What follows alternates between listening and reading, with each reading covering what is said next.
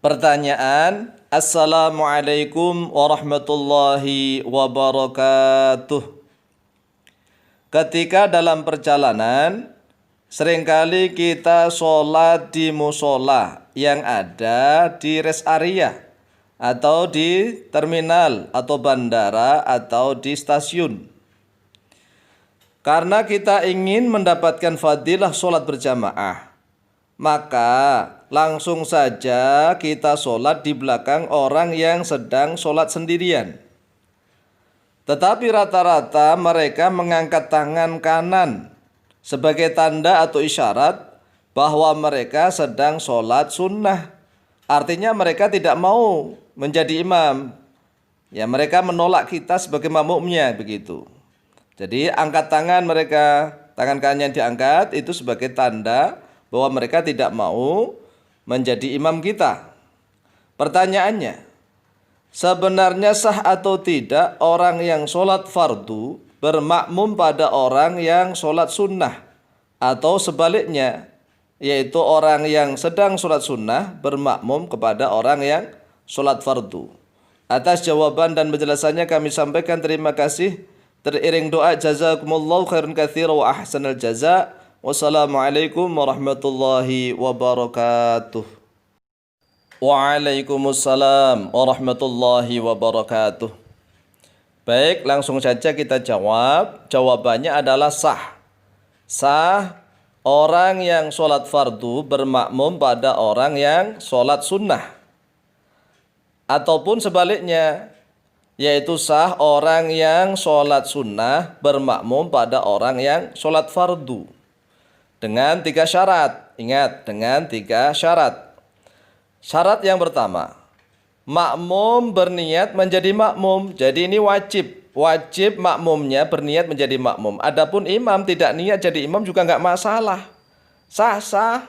Asalkan memang makmumnya yang berniat menjadi makmum iktida. Makanya makmum itu harus sungguh-sungguh. Sungguh-sungguh berniat untuk mengikuti. Mana ada makmum yang ngeyel? Nggak ada. Oleh sebab itu yang pertama, makmum harus berniat menjadi makmum, ya, makmum sholat maupun makmum dalam macam-macam ini ya. Misalnya kalau seandainya imamnya ngangkat tangan, tadi sudah angkat tangan kanan, tangannya diangkat sebagai isyarat dia tidak mau menjadi imam, karena dia merasa sholat sunnah, karena memang belum tahu hukumnya. Bagaimana? Apakah tetap makmumnya tetap ngeyel jadi makmum? Boleh, sah. Sah. Wong yang wajib niat jadi makmum itu makmum, tidak imam. Ngikuti terus nggak apa-apa, tetap asalkan itu tadi makmumnya selalu berniat jadi makmum, ya. Adapun bagi orang yang sudah tahu walaupun dia itu sholatnya sunnah, kemudian ada orang yang di belakangnya walaupun tanpa nepuk ya, nempuk punggung, memang disunahkan nempuk punggung agar sang imam itu merubah niat untuk menjadi imam begitu ya. Menjadi imam, mesunah tapi itu. Kalau nggak dilakukan juga nggak apa-apa, sah. Ya sah. Ya, yang penting makmum itu berniat menjadi makmum. Kemudian imam tadi nggak usah ngasih isyarat, ya nggak usah ngasih isyarat begitu. Ya udah biarin aja.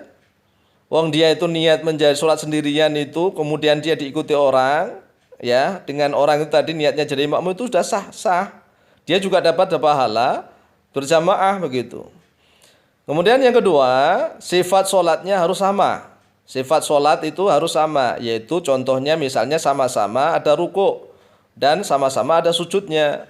Makanya nggak sah kalau misalnya sholatnya itu ada ruku sujudnya tapi bermakmum pada orang yang sholat mayit.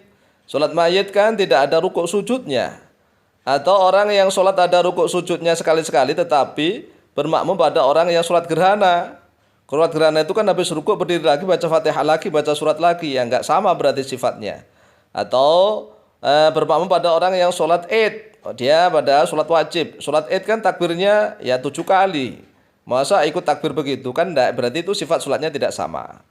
Jadi syaratnya, 1, makmum harus niat jadi makmum. 2, sifat sholatnya harus sama, yaitu sama-sama ada rukuk dan sujudnya. 3, syarat yang ketiga, jumlah rokaat makmum harus sama, ya, harus sama atau lebih banyak. Ingat, harus sama atau lebih banyak daripada jumlah rokaat imam. Jadi rokaatnya harus sama atau lebih banyak. Kalau lebih sedikit bagaimana? Ya nggak sah. Contohnya lebih sedikit begini. makmum niatnya qashar. Qashar kan sholat duhur awalnya 4 rakaat dijadikan 2 rakaat. Kemudian dia ikut jamaah pada orang yang sholat duhurnya tam. Sholat tam itu adalah duhur yang sempurna 4 rakaat.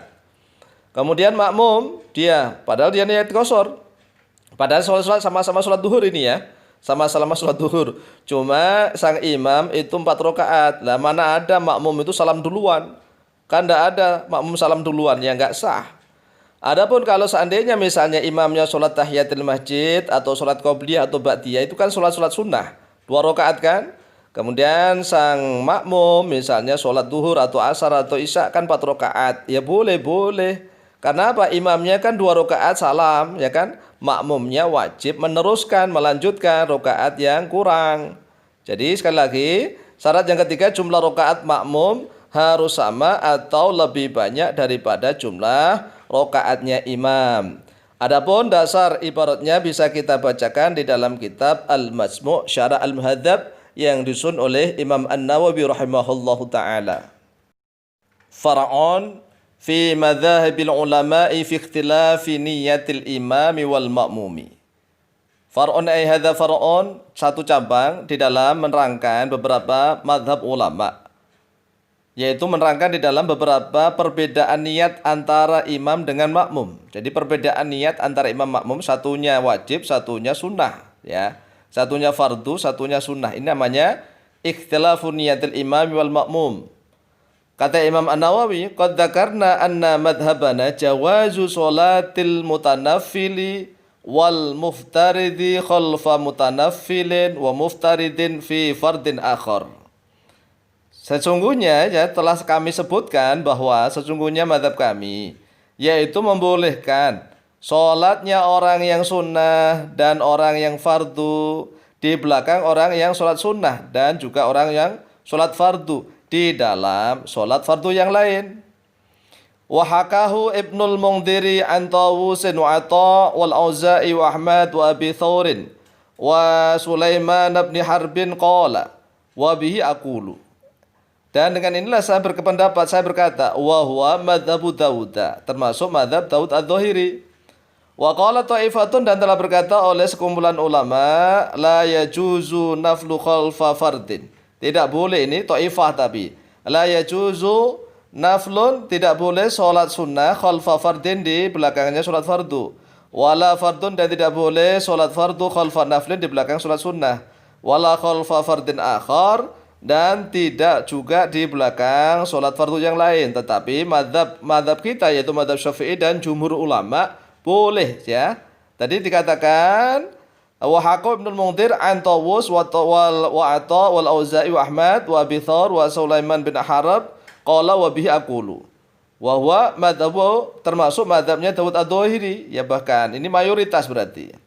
Kemudian kita singkat ila anqala, sampai sekiranya berkata oleh Imam An-Nawawi rahimahullah ta'ala, wahtajja ashabuna, dan telah berhujjah oleh sahabat-sahabat kami bi hadithi Jabirin, dengan hadis Jabir radhiyallahu an, anna Mu'adan, pada sesungguhnya Mu'ad radhiyallahu an, karena yaitu ada oleh Mu'ad yusalli ma'a Rasulillah sallallahu alaihi wasallam isya al-akhirati, yaitu salat oleh Mu'ad beserta Rasulullah SAW pada salat isya yang akhir. Thumma yarji'u ila qaumihi, kemudian Mu'ad kembali ke kaumnya. Fa yusalli bihim tilka sholata, lalu sholat oleh dia Mu'ad menjadi imam. Tilka sholata, pada itu sholat, ya pada itu sholat isya maksudnya. Berarti kan Mu'ad ini i'adah. Lah berarti i'adahnya Mu'ad ini menjadi hitung sunnah begitu ya. Tadi sholat Mu'ad telah menjadi makmum sholat bersama Rasulullah SAW pada isya yang terakhir. Kemudian setelah itu Mu'ad pulang mengimami makmumnya, mengimami kaumnya. Rawahu al-Bukhari wa Muslimun, hadza lafdhu Muslimin. Wa an Jabir radhiyallahu an, dan diriwayatkan dari Jabir radhiyallahu an, qala, telah berkata oleh beliau Jabir, kana Mu'adun yusalli ma'an Nabi sallallahu alaihi wasallam al-isya'a thumma yadlu'u ila qaumihi fayusalliha lahum. Hiya lahu tatawwu'an wa lahum maktubatul isya'i. Ada oleh Mu'ad bin Jabal radhiyallahu an, yaitu sholat beserta Nabi sallallahu alaihi wasallam pada sholat isya. Kemudian Mu'ad bin Jabal pulang kembali ke kaumnya dan menjadi imam kaumnya. Hiya lahu tatawu'un, hiya bermula solatnya Imam Mu'ad bin Jabal itu lahu bagi Mu'ad tatawu'un, yaitu solat sunnah. Karena apa? Mu'ad sudah solat isya bersama Rasulullah, kemudian pulang dia solat isya lagi. Maka solat isya yang kedua ini terhitung sunnah tatawu', bukan wajib lagi. Walahum, dan yaitu tetap bagi mereka maktubatul isya'i, yaitu fardunya solat isya. Hadithun sahihun. Selain hadis ini juga masih banyak lagi hadis-hadis lain yang membolehkan ya solatnya seorang yang solat fardu bermakmum pada orang yang solat sunnah. Seperti hadis yang merintahkan bahwa Abu Bakar pernah diperintah oleh Rasulullah SAW untuk menjadi imam orang yang solat sendirian. Padahal Abu Bakar saat itu sudah solat bersama Rasulullah SAW, tetapi tiba-tiba ada orang yang datang solat sendirian. Kemudian Rasulullah SAW menganjurkan siapa yang mau bersedekah kepada orang ini. Maka Abu Bakar berdiri dan menjadi imam sholatnya orang tersebut. Ya wallahu ta'ala a'lamu biswab.